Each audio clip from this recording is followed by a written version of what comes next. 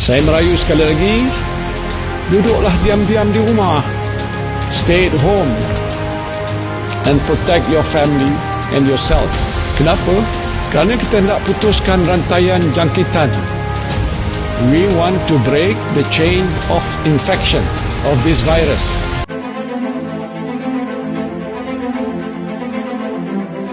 Saya ingin mengumumkan Perintah Kawalan Pergerakan Bersyarat atau PKPB yang berkuat kuasa hingga 12 Mei 2020 akan disambung lagi sehingga 9 Jun 2020.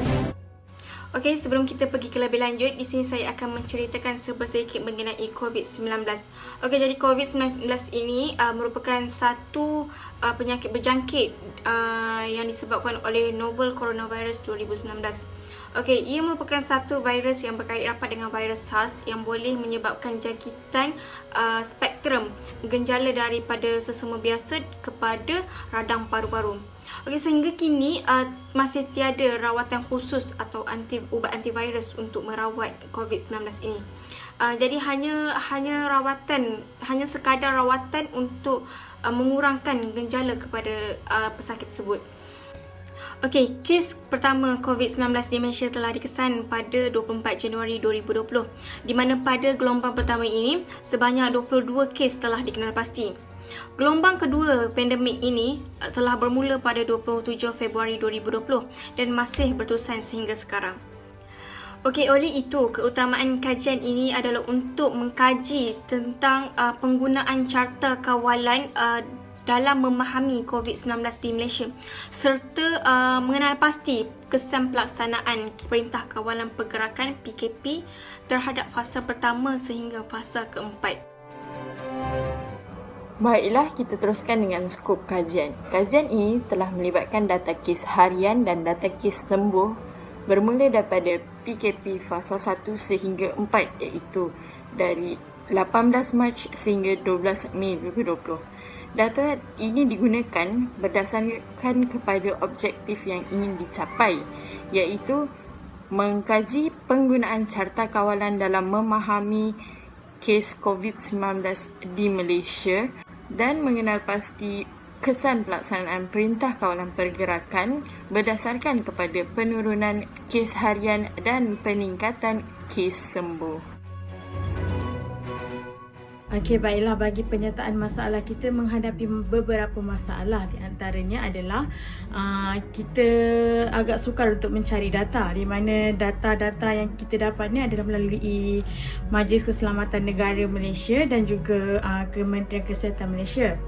Belum ada lagi data-data yang berada di internet secara meluas kerana belum ada pengkaji ataupun saintis yang mengkaji secara mendalam. Yang kedua, masalah kita hadapi adalah sumber rujukan yang sangat terhad. Seperti yang kita ketahui, COVID-19 ni adalah jangkitan virus yang baru sahaja muncul di dunia ini. Oleh itu, rujukan yang kita dapat adalah sangat sedikit. Maklumlah, belum ada pengkaji yang mengkaji secara terperinci dan membukukan hasil kajian mereka. Okey, baiklah, untuk projek ini kita ada dua objektif, di mana objektif yang pertama kita nak mengkaji penggunaan carta kawalan terhadap penularan COVID-19. Dan yang kedua adalah untuk kita mengenal pasti kesan Perintah Kawalan Pergerakan terhadap isu penularan COVID-19 daripada fasa pertama sehingga fasa keempat di Malaysia. Berdasarkan beberapa kajian lepas yang telah dilakukan, novel coronavirus merupakan sejenis wabak fenomena. Menurut UAN 2020, selepas proses pengenapastian dan pengasingan virus patogen untuk radang paru-paru, ini pada asalnya disebut sebagai novel coronavirus 2019, tetapi secara rasminya dinamakan coronavirus 2 sindrom pernafasan akut yang teruk SARS-CoV-2 oleh WHO. Pada 12 Mac 2020, penyakit coronavirus 2019 atau COVID-19 telah disahkan pada 125,048 orang di seluruh dunia. Hasil kajian Untuk carta kawalan pesakit diamalkan syarikat daripada Dr. B. McNeese, jumlah pesakit berada di luar kawalan yang mana jumlah pesakit makin bertambah pada awalnya. Setelah beberapa inisiatif yang diambil, jumlah pesakit berada dalam kawalan walaupun jumlah pesakit yang dijangkiti meningkat. Chinese menyatakan kuarantin perjalanan yang diperkenalkan oleh Wuhan pada 23 Januari telah melambatkan penyebaran virus ini selama 3 hingga 5 hari.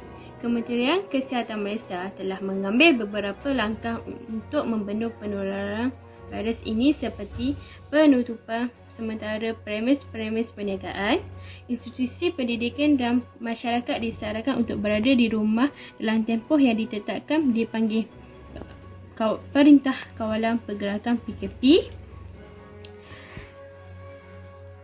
Terdapat beberapa siasatan dan pemeriksaan yang dilakukan bagi mengurangkan penularan virus ini, antaranya adalah siasatan kes COVID-19 di lapangan termasuk kontak rapat mereka, pengesanan kes secara aktif atau active case detection dijalankan dari rumah ke rumah, aktiviti saringan secara tersasar, persampalan secara pandu laju, aktiviti nyakuman di rumah pesakit, lokasi di mana SCD dijalankan dan juga tempat-tempat yang dikenal pasti sebagai berisiko tinggi. PKP, Perintah Kawalan Pergerakan. Perintah Kawalan Pergerakan ini telah diperkenalkan di Malaysia pada 18 Mac 2020. Perintah Kawalan Pergerakan ini mempunyai satu tujuan iaitu untuk memutuskan rangkaian COVID-19. Perintah Kawalan Pergerakan ini melibatkan fasa yang pertama hingga fasa yang ke-6. Fasa pertama hingga fasa yang ke-4 adalah Perintah Kawalan Pergerakan dan Perintah Kawalan Pergerakan Daerah. Perintah Kawalan Pergerakan Daerah ini melibatkan hanya beberapa daerah sahaja yang mempunyai kes aktif yang tertinggi. Bagi fasa yang ke-5 adalah Perintah Kawalan Pergerakan Bersyarat serta fasa yang ke-6 adalah Perintah Kawalan Pergerakan Pemulihan yang sedang kita jalani sekarang. Memetik kata Perdana Menteri Malaysia Tan Sri Muhyiddin Yassin berpesan agar kita sentiasa menjaga social distancing apabila kita berada di tempat awam terutamanya. #kita jaga kita. Merujuk kepada gambar rajah 2 iaitu corak peningkatan harian dalam kes COVID-19. Gambaran tersebut telah dibahagikan mengikut fasa PKP yang dijalankan. Pada 6 April 2020 iaitu dalam fasa PKP yang kedua, dapat dilihat bahawa kes sembuh telah melebihi kes baru. Kes sembuh adalah seramai 236 orang manakala kes baru hanya 131 orang sahaja dan kes maut adalah 1 orang sahaja. Sekarang kita tengok kepada gambar rajah 3 iaitu corak jumlah pesakit yang dalam rawatan. Setakat 7 April 2020, jumlah pesakit yang masih dalam rawatan adalah seramai 2,578 orang. Tetapi selepas itu kita dapat lihat trend penurunan jumlah pesakit yang masih dalam rawatan. Maka keseluruhan dapat disimpulkan bahawa jumlah pesakit telah menurun dan ramai yang telah pulih. Akhir sekali kita merujuk kepada gambar rajah 4 iaitu corak jumlah kes mengikut kluster. Kluster utama di Malaysia terdapat 7 kluster. Tetapi kluster yang mempunyai jumlah yang tertinggi adalah kluster Tabligh iaitu seramai 3,375 orang. Pesakit positif yang lain telah dikenal pasti sebagai kluster lain-lain iaitu seramai 3,791 orang. Untuk bahagian metodologi, kami menggunakan perisian Excel untuk membuat analisis keputusan. Perkara pertama yang kami lakukan adalah mendalami kajian-kajian lepas yang berkaitan dengan tajuk kami iaitu penggunaan carta kawalan dalam memahami kes COVID-19 di Malaysia. Setelah keputusan dilakukan, maka penulisan laporan akan dimulakan. Seterusnya adalah bahagian keputusan. Berdasarkan carta kawalan yang dipaparkan, dapat kita lihat bahawa kes harian COVID-19 tidak berada di dalam kawalan. Walau bagaimanapun, untuk perubahan dari semasa ke semasa, Kita perlu membina carta kawalan baharu dengan memisahkan had kawalan atas dan had kawalan bawah mengikut fasa Perintah Kawalan Pergerakan PKP iaitu fasa 1 sehingga fasa ke-4. Berdasarkan carta kawalan yang dipaparkan ini, menunjukkan had kawalan atas dan had kawalan bawah yang telah dipisahkan mengikut fasa Perintah Kawalan Pergerakan PKP fasa 1 sehingga fasa ke-4. Daripada carta kawalan ini, kita dapat lihat bahawa purata kes harian daripada fasa 1 sehingga fasa ke-4 semakin menurun dari semasa ke semasa. Mengikut setiap fasa 1 sehingga fasa ke-4 juga, kita dapat melihat bahawa carta kawalan berada di dalam kawalan.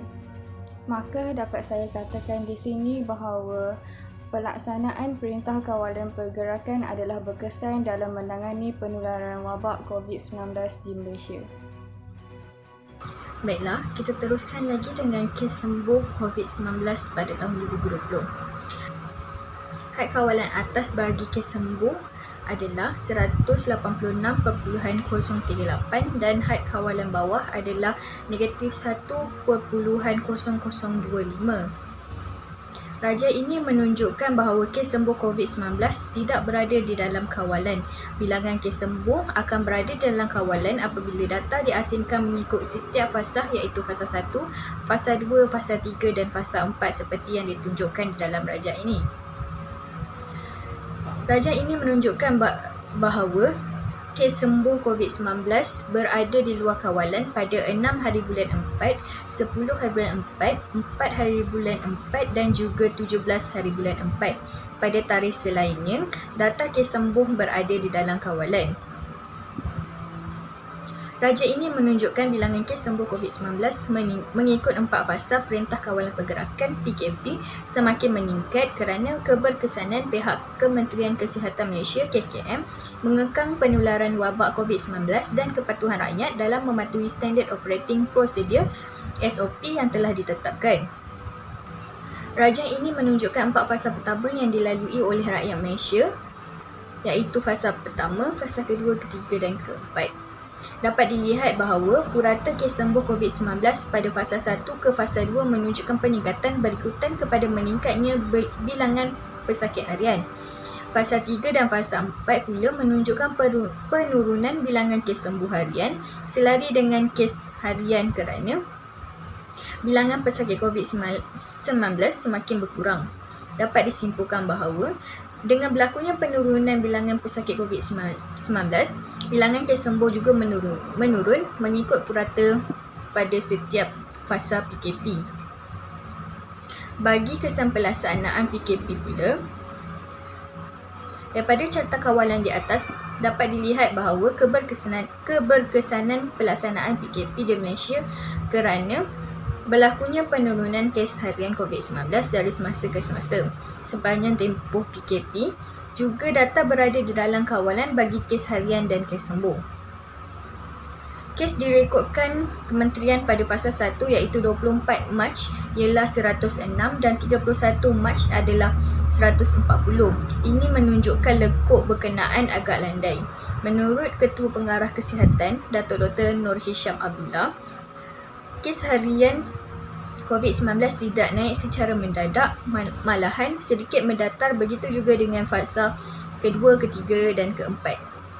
Pada fasa 3 dan 4, dapat dilihat dengan jelas bahawa penurunan secara konsisten bagi kes harian COVID-19.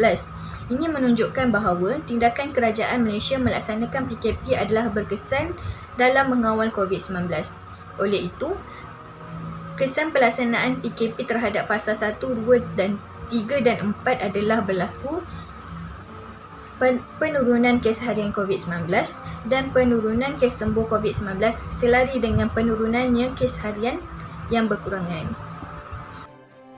Menganalisis data kes harian COVID-19 dan kes sembuh dengan menggunakan carta kawalan X menunjukkan kes tersebut tidak berada di dalam kawalan.